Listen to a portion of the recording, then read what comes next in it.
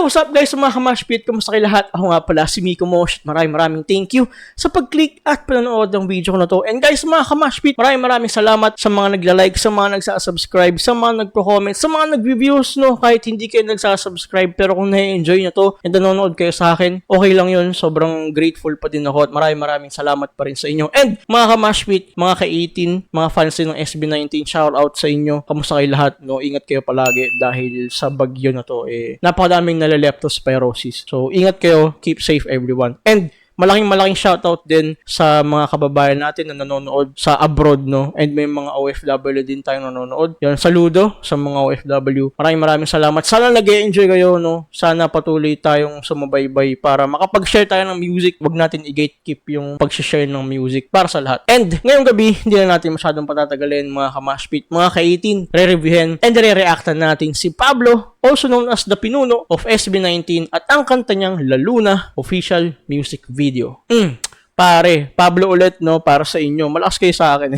Kasi base dun sa review reaction ko na kanta ng Nasi Brothers, yung Determinado, napakadami sa inyo na nag-recommend and nag-request na reviewin ko daw itong kanta na to, itong La Luna, no. And nung narinig ko or nabasa ko pa lang yung title, medyo interesting na siya, kasi title pa lang, no, somehow poetic na siya kagad Kasi nung nabasa ko yung title, La Luna, no, parang Spanish na language kaagad yung ginamit niya, no? Parang La Solidaridad, La Liga Filipina, no? Yung mga reformist ng mga panahon ng Kastila sa Pilipinas, no? Yun. Medyo poetic yung dating sa akin. Although, hindi ko pa naririnig tong kanta na to and I have no idea 100% kung tungkol ba saan, the structure, kung paano ba kinuwento yung kwento, everything, wala akong alam 100%. But ngayong gabi, of course, medyo may expectation na ako sa songwriting ni Pablo, no? Kung pagbabasihan ko yung kanta nila ng kapatid niya sa Determinado, napaka-sustansya na lyricism, no? Napaka-sustansya na verses, pare.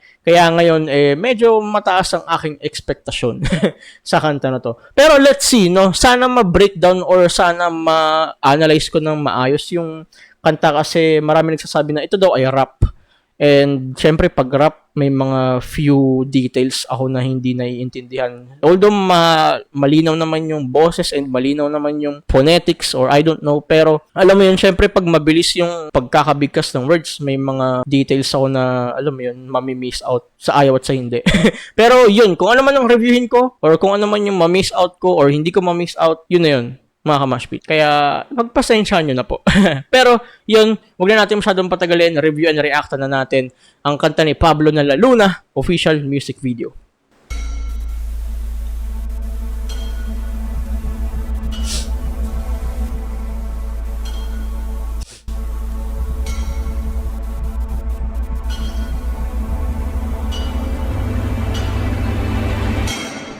La Luna.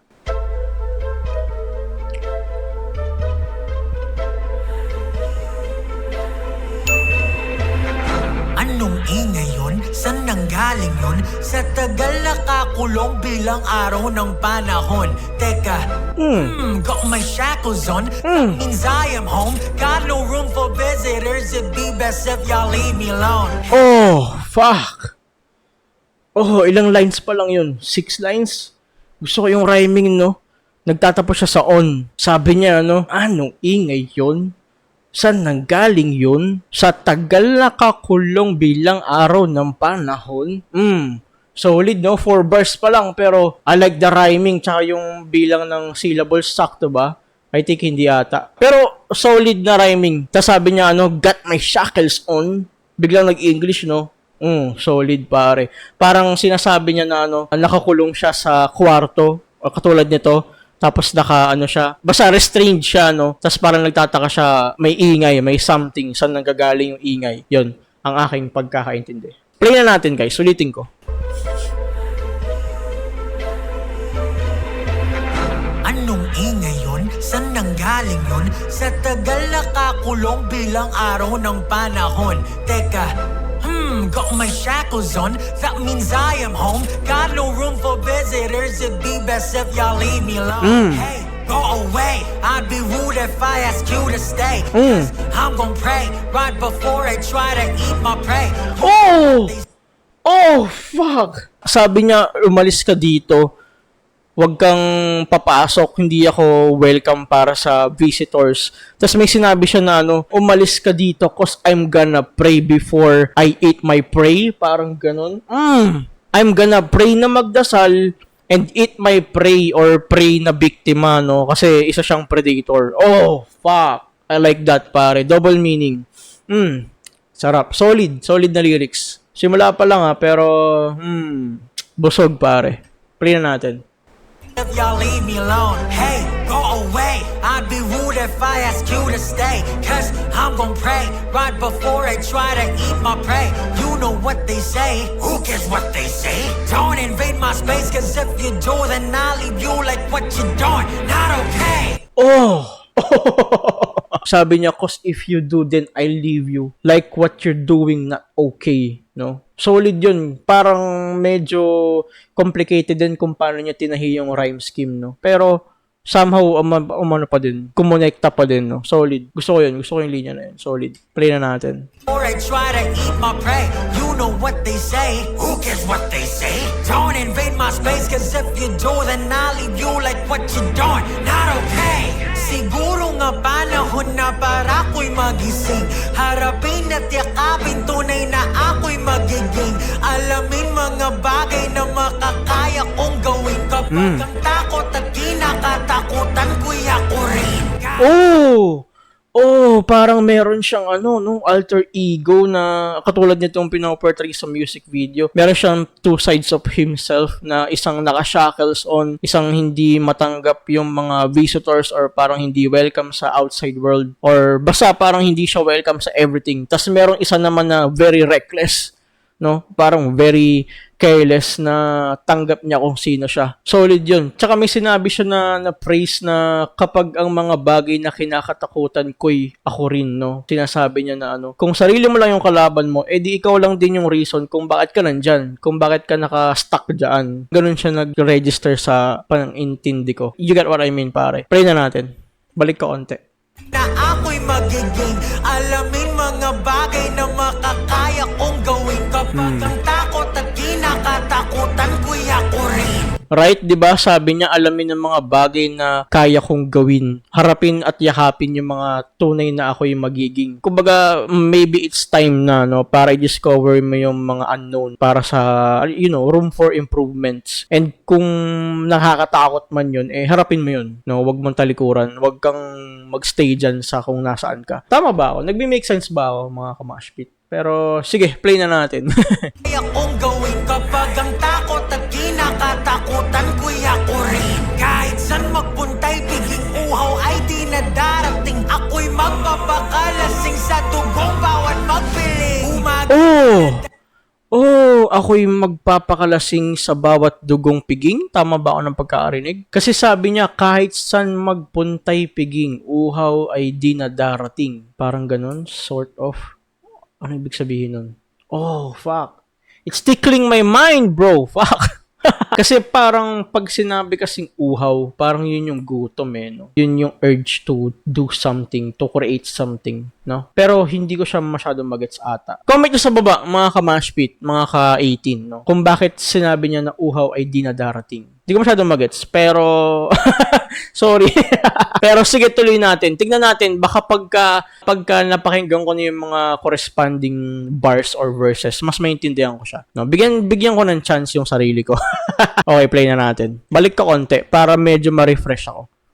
Makakaya kong gawin kapag ang takot at kinakatakutan ko'y ako rin. Kahit saan magpunta'y piging uhaw ay di na darating. Ako'y magpapakalasing sa dugong bawat magpiling. Umagay di na darating, buwan ay laging nakating. Hindi na usong huling iling, tara simulan natin. Okay, gets ko na.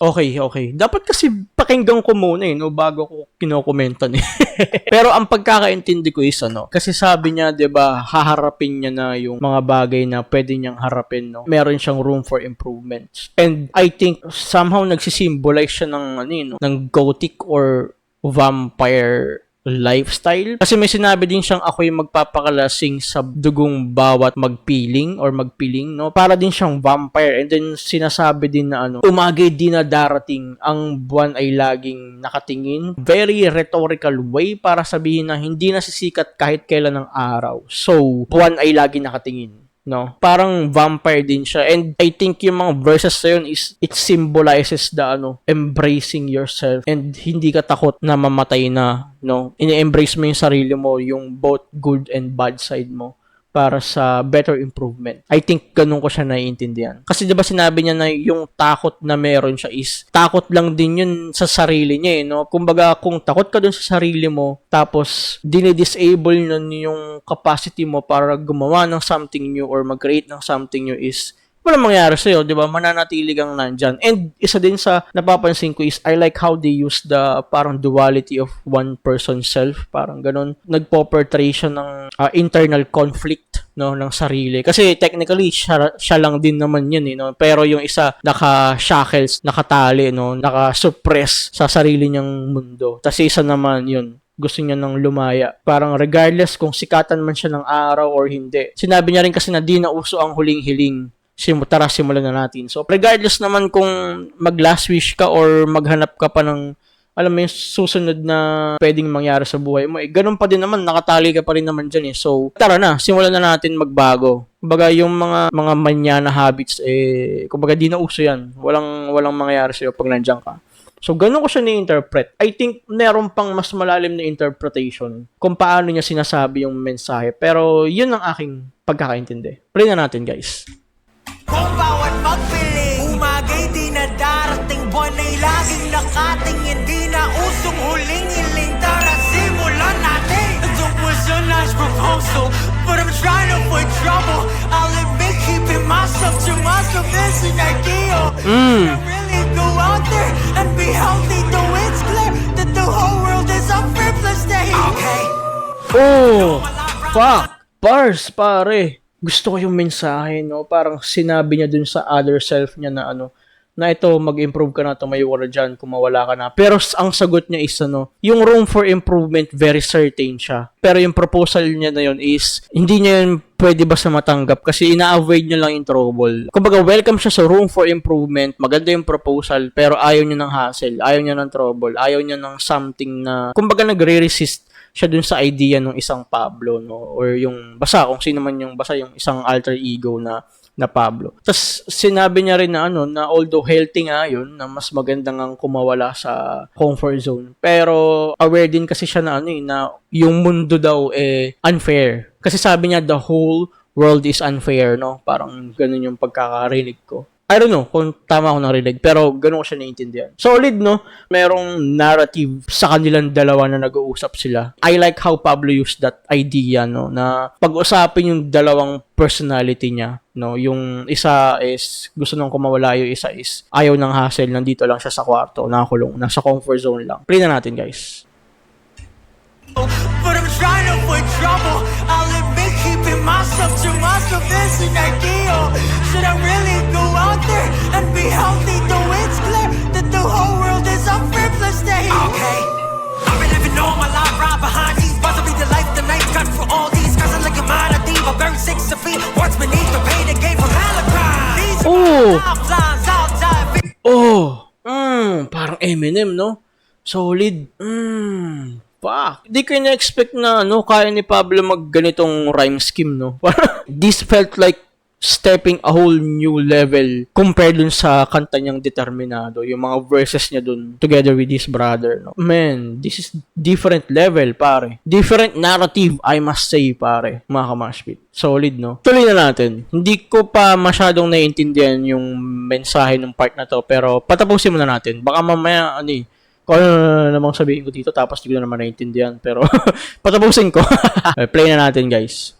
Nice proposal, but I'm trying to avoid trouble. I'll admit keeping myself to myself is an ideal. Should I really go out there and be healthy, though it's clear that the whole world is a frivolous day. Okay.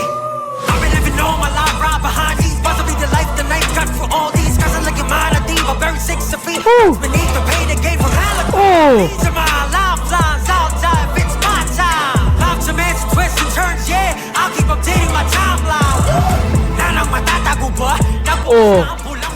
fuck!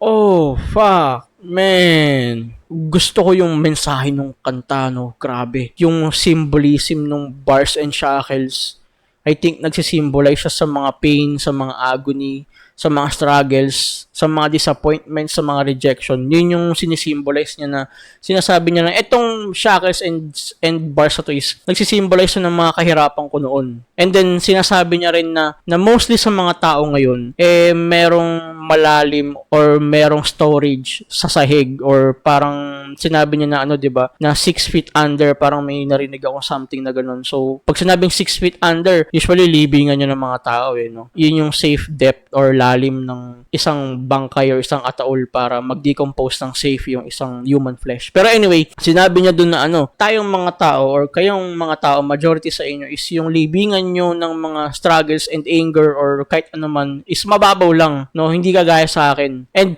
usually sa mga tao, yung mga struggles sa buhay, tinatabunan na yon. Kumbaga kinakalimutan na yon. Hindi na nila yun binabalikan. Pero si Pablo, pero siya, sinasabi niya na kahit nilibing ko na to, 6 feet under, yung mga struggles ko, yung mga pain ko, yung mga agony ko, wini-weaponize ko sila para maging improvement ko, no? Ganun ko siya naiintindihan. Those struggles and those pain is a good tool for improvement, no? Para ma-weaponize mo siya, para magamit mo siya, para ma-compare mo yung sarili mo sa past and sa ngayon kung meron bang improvement. So, kailangan mo ng data, kailangan mong hukayin yung sarili mong dati na may improvement ba or wala. Although, syempre, alam mo yun, sa konsepto ng pagko-compare ng isang bagay or dalawang bagay, syempre, di mo naman masasabi na maganda yung ikaw kung wala kang pagko-compare na pangit na ikaw di ba? So, yun. I like how he used the, those concept kung paano niya nilalaro sa isip ko yung rap na yun. Although, medyo, may mga part ako na hindi maintindihan masyado, pero, yun ang aking, pagkakaintindi. Tsaka nagtagalog na siya, galing siya sa slow na rap, tapos biglang nag-English, tapos biglang bumalik ulit sa speed rap, tapos bumalik ulit sa Tagalog. Alam mo yun, parang medyo nagsisimbolize din siya ng may alter ego, merong conflict between himself and another of himself. Para siyang ganun. Oh, I love how he tickles my mind, pare. Solid yun. Play na natin, guys. Okay, I've been living all my life right behind these bars. I'll be the life, the night cut for all these guys. I'm like a man, a thief, I'm very 6 feet. What's beneath the pain that gave from These are my lifelines outside, it's my time. Lots of mess, twists and turns, yeah. I'm updating my timeline. Nanang matatago ba? Nabukas na ang pulang kurtina. Simula na lalo na dugoy dadanak na sa mga kaluluwang mapamusga. Hindi magtitipi, kahit pa sabihin na hindi na dapat itama ang mga mali. Kasi nga mali, kailan may respeto, hindi mabibili. Oh, shit, the fucking rhyme scheme, bro. Fuck.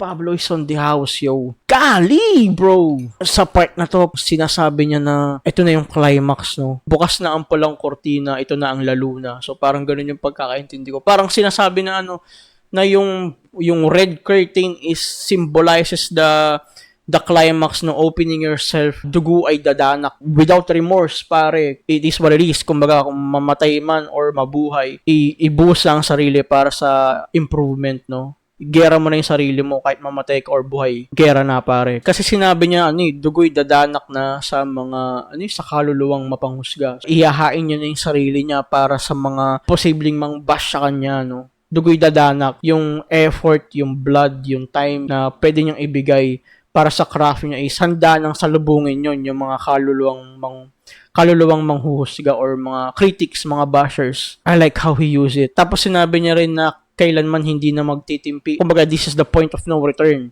Wala nang balikan. Gera na. Sugod na tayo dyan. Tapos sinabi niya rin na ang respeto ay di mabibili. So, yun. Siyempre, ang respect is hindi naman talaga nabibili yun So, usually it is earned, no? Through your performance, to your excellence. Kung paano mo binuo yung sarili mo. Respetuhin ka ng mga tao kung gusto ka nilang respetuhin. And hindi mo mabibili yun. So, you cannot buy it. Okay, solid na lyrics pare. Medyo hindi ko lang masyado ma-process yung iba, pero solid pa rin, no? I don't know. Comment nyo guys, mga ka-Mashpit, mga ka-18, kung sa tingin nyo ba nagmamatch tayo ng comprehension para sa lyrics to. Play na natin guys. Balik natin konti. Ano lang ang kapusga?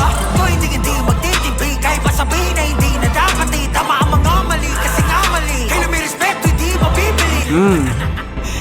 Sa tanang buhay ko'y naglakbay ng mag-isa. Mga paniniwala ko'y di nabasag ng iba. Di kailanman kailangan ng maraming kaibigan na sa kalagitnaan ng digmaan ay nawawala. Oh, nice. Di niya kailangan ng maraming kaibigan. Nasa gitna ng digmaan. Yun nga yung kagaya ko sinabi ko kanina, na ibuhos mo yung sarili mo, gera na. Tapos sinasabi niya na hindi ko kailangan ng maraming kasama. Kung sino mang naniniwala, kung sino ang handang magbawis ng buhay para sa improvement, kayo ang sumama sa akin. Yung mga hindi ready na mamatay, na ibuhos ang lahat, na yun nga yung sinabi ko kanina, na pakawalan yung shackles, na ibaon and i-dig down ulit, or hatakin ulit pataas yung mga pangit na ikaw noon, para makita mo na meron kang magandang improvement, may comparison. Basta kung hindi ka ready para ibuhos yung lahat, even your life is on stake, no? Huwag ka nang sumama, hindi ko kailangan yan. Parang yun yung sinasabi niya. So, solid, no? I think nagme-make sense naman yung sinasabi ko.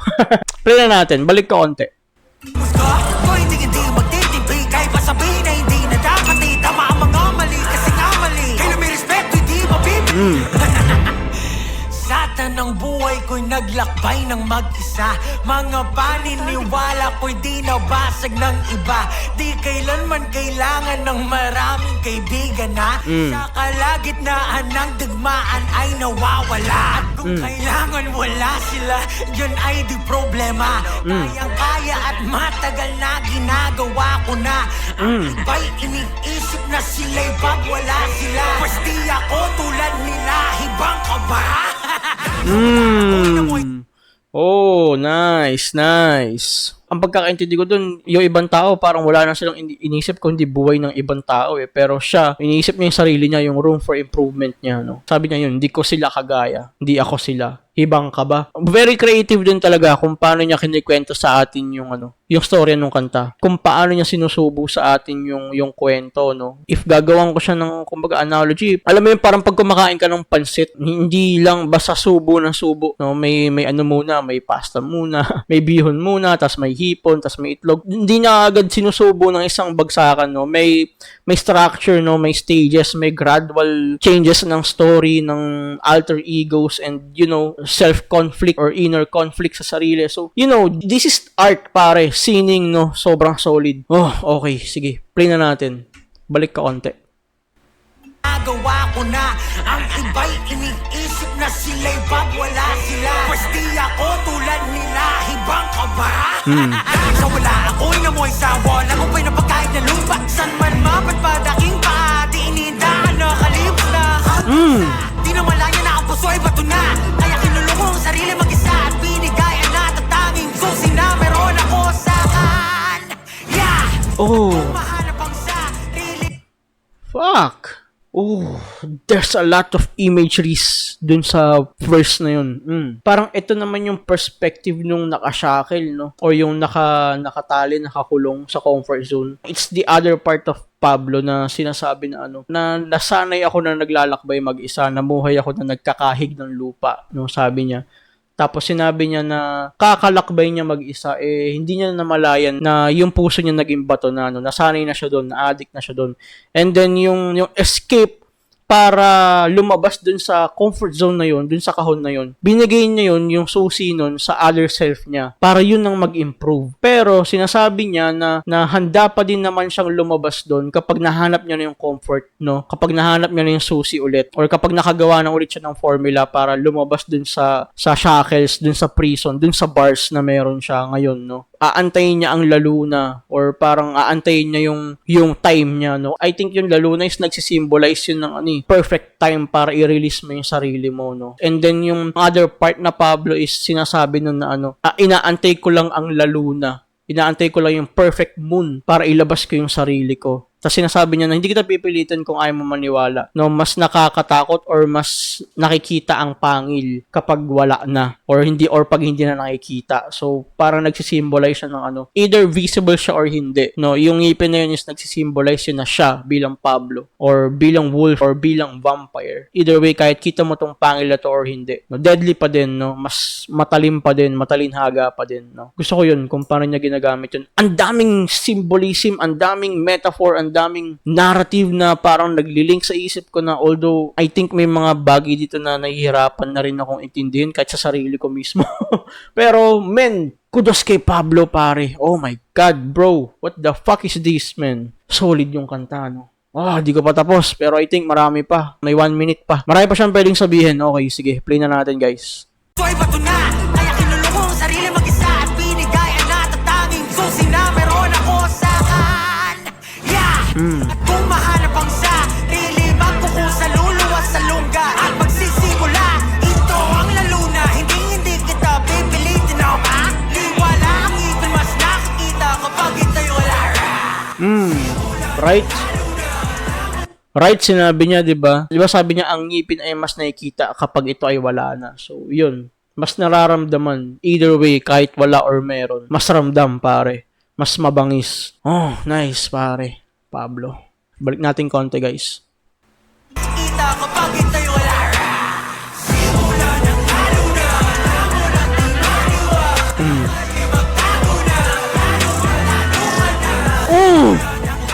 Lalo na, lalo ka na.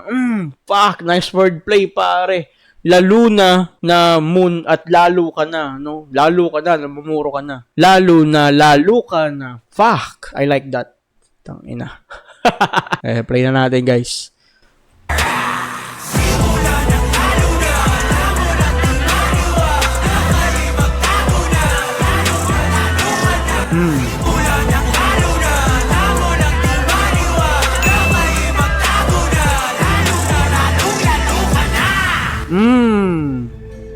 Lalo na, lalo ka na. Fuck. Diba? Solid na wordplay, no? Solid na name flipping. Fuck. I like that.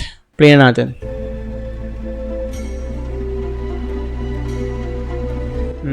Yeah.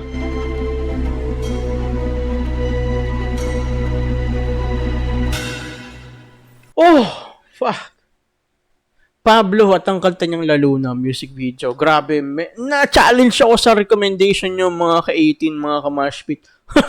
Oh my God. Oh, fuck. I think hindi ata ako ready sa required na comprehension dito sa kantang to. Alam mo yun, parang hindi ako masyadong satisfied sa kung paano ko siya naintindihan. I mean, I think I need a lot of time to understand what's going on, man. To appreciate the lyrics more, the lyricism, the symbolism, no?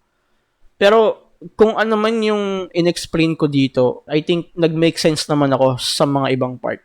Pero thank you sa mga nag-recommend, no? Sobrang solid na kanta ni Pablo. No, definitely magre-review pa tayo ng ibang kanta ni Pablo and definitely magre-review din ako ng mga ibang kanta ng SB19. And yung mga ibang solo works ng ng mga members ng SB19. Medyo parang unknowingly na-require ko yung isip ko para mag-level up, para intindihan.